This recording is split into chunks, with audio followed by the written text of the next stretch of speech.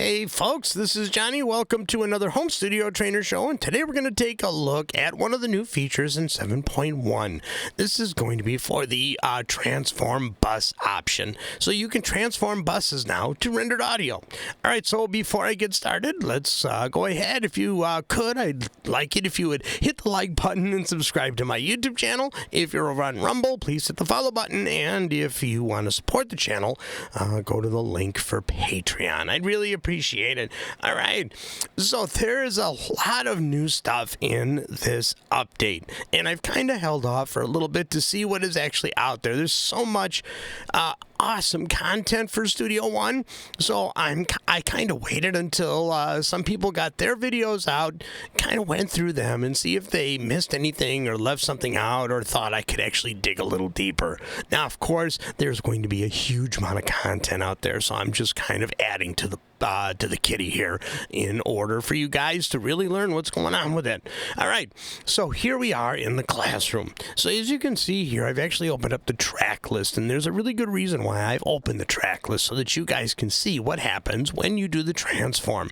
So some people are actually saying, well, why do you need this? Why can't you just use the mix down feature and import to a new track, or use where you can select a bunch of events and do a mix down of just those events? There's a couple of different options, but there's one cool thing about the transform option that isn't available in those other ones, and I'm going to show you that here. All right, so I have I have this really terrible song, and I just threw this together for this video. All right, here it goes.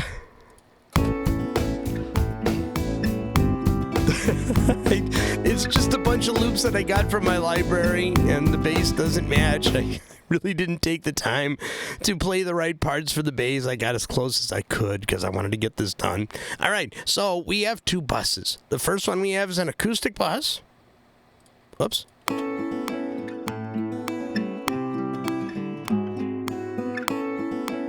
And a percussion bus. Now, one of the things I haven't seen anybody show when you use this option, keep an eye on the track list. It's really, really important, I think. All right, so let's see. We got the acoustic bus here. So the way that you do this, if you haven't seen any of those other videos, when you do a transform to audio from the event view, you do it from here. If you want to render a particular track to audio, you also do that from here. Like, say you have some effects on a track and you want to do a transform to rendered audio up here. For the buses, it's a little bit different. You got to go down into the mixer or into the console and do it from here. So we're going to start with the acoustic bus. And we're going to right click and we're going to say transform to rendered audio. Let me get a close up of that so you guys can see it. That is a brand new option. All right, transform to rendered audio. Boom. Now, if you didn't notice, you can see that the acoustic bus is now an audio track and it's locked. So what this gives you the ability to do is to undo this at any time. And you're like, what? I'll show you. Let's go ahead to the percussion bus and let's right click and do a transform to rendered audio. All right, so now you can see that the other audio tracks have disappeared. They're still in the pool, but they've disappeared from the track list to make things easy. It is a very awesome feature. Just like the mixing down a couple of tracks to a stereo audio track and doing it that way, but here is the benefit. You can undo this at any time. In other words, if you make a bunch of edits,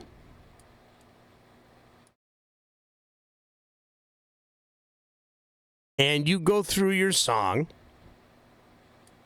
I think I screwed up here, and you go through your song, normally, you would have to undo all of these edits to undo the mix downs.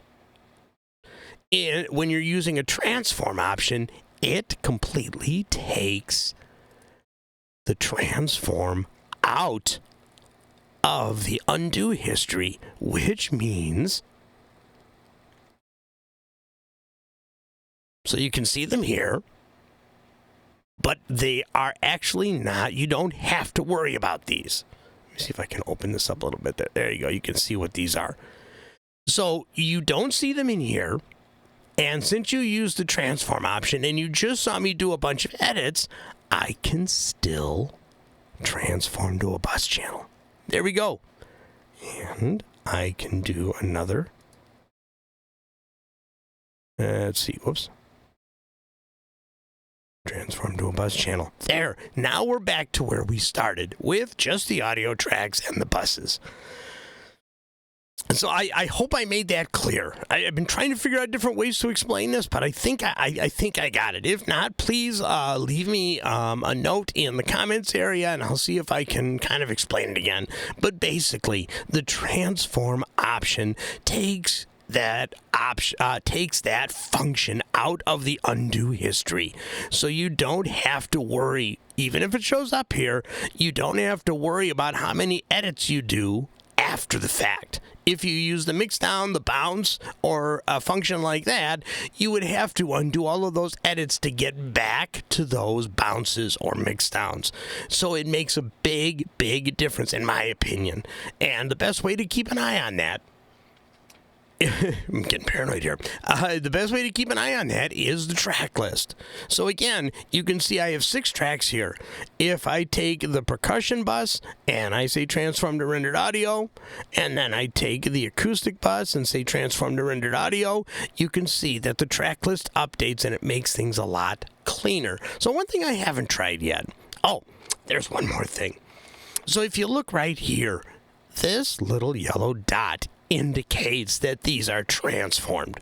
Now, this is new also, this little identifier. So for the buses, you'll see the identifier in the console, and you'll see it in the track list. And if I do a right click and I transform this MIDI track, I can do a transform to audio. And just do that. There we go, and you can see that it also puts the little identifier there. That's a nice little option. That's actually not what this video was about, but I thought it was relevant. All right, there you go. So you can see the track list updates. So one thing I think I can right-click. This is something I didn't test, because I just noticed this now, that the tracks are locked. See, edit track, hide track. I don't know if you can unlock them. Oh, I can. Oh, very cool. All right, so I can unlock the track, and I should be able to edit them now. Yep. Just like that. So now I can actually edit. All right, so what happens if I undo the transform? See what happens. Let's go with this. Let's go right-click, and I'm going to say transform to bus channel. Oh, it did it. No problem.